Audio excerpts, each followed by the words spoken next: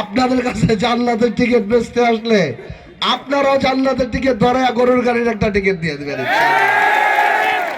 উন্নয়ন করতে পারে না বলেই এই ধরনের কাজ করে। আমরা উন্নয়নে বিশ্বাস করি। গত 40 বছরে কখনো কি দেখেছেন মানুষের কোনো কষ্টে, কত বন্যা, কত খরা, কত পানি, কত করোনা, জীবনে কোনোদিন তারা মানুষের পাশে দাঁড়িয়েছে? আমরা দাঁড়িয়েছি আলহামদুলিল্লাহ।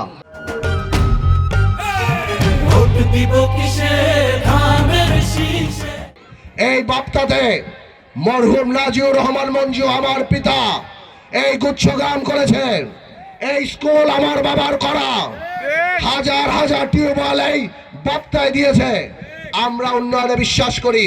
আজকে ওনারা বাপ্তায় এসে বলতে পারে না আমার এই বাপ্তায় ক্লাস 8-এর পর মেয়েদের স্কুল থেকে ছেলেরায় বিয়ে হয়ে যায়। এই ভোলাতে একটা প্রাইভেট ইউনিভার্সিটি নাই, একটা প্রাইভেট বিশ্ববিদ্যালয় না থাকার কারণে এখানকার মেয়েরা ম্যাট্রিক ইন্টারমিডিয়েটের পর বিয়ে বসে হয়, কারণ ঢাকায় যে প্রাইভেট ইউনিভার্সিটিতে পড়া তাদের পক্ষে সম্ভব হয় না। আমরা ইনশাল্লাহ আসলে এই ভোলাতে প্রাইভেট ইউনিভার্সিটি বানাবো ইনশাল্লাহ। আমরা দৃশ্যমান উন্নয়নে বিশ্বাস করি। জান্নাত জাহান্নাম শুধুমাত্র আল্লাহ তাআলার হাতে।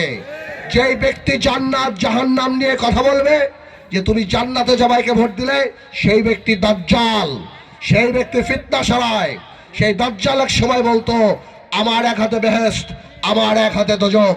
সেটার জবাবে আমার নবী করিম সাল্লাল্লাহু আলাইহি ওয়াসাল্লাম বলেছিল ওর জান্নাত হলো আসলে দোজখ আর ওর দোজখই হলো জান্নাত। আপনারা এই ফিতনা থেকে, এই ধোঁকাবাজি থেকে দূরে থাকবেন।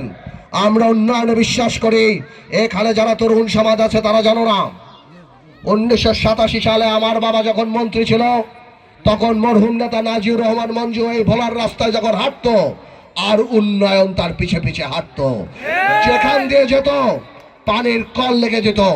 স্কুল, কলেজ, মসজিদ, মাদ্রাসা এমন কোন জায়গা নাই যেখানে উন্নয়ন হয় নাই।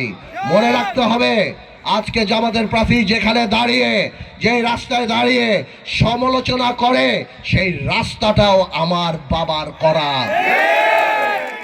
86 সাল থেকে আজকে পর্যন্ত আমাদের পরিবার এখানে রাজনীতি করে। আমরা কখনো কারো নামে একটা মিথ্যা মামলা দেইনি। আমরা কখনো জমি দখল করি নাই। আমরা কখনো টেন্ডারবাজি করি নাই। আমাদের কোনো আত্মীয় স্বজন নাই, আমাদের কোনো ভূমিদস্যু নাই, আমাদের কোনো আত্মীয় স্বজন সালিশ করে কোনোদিন কারো কাছ থেকে টাকা নেয় নাই। আমাদের দায়িত্ব, আমাদের ধর্ম, আমি মনে করি মানুষের সেবা করা। আমরা সেই সেবা করতে এসেছি। রাইসুল ভাই বলে গিয়েছিল আপনাদের কাছে অনেক প্রার্থী এসে বলতে পারে আমরা ভোলা বরিশাল সেতু বানাবো, আমরা মেডিকেল কলেজ করব, আমরা কলকারখানা করব। কিন্তু আমি আপনাদেরকে জিজ্ঞেস করতে চাই, বুকে হাত দিয়ে একবার নিজেকে জিজ্ঞেস করেন, আপনারা কি তাদের কথা বিশ্বাস করেন? আপনারা কি মনে করেন তাদের সেই যোগ্যতা আছে যে তারা ভোলাতে এই পরিমাণ উন্নয়নমূলক কাজ করবে?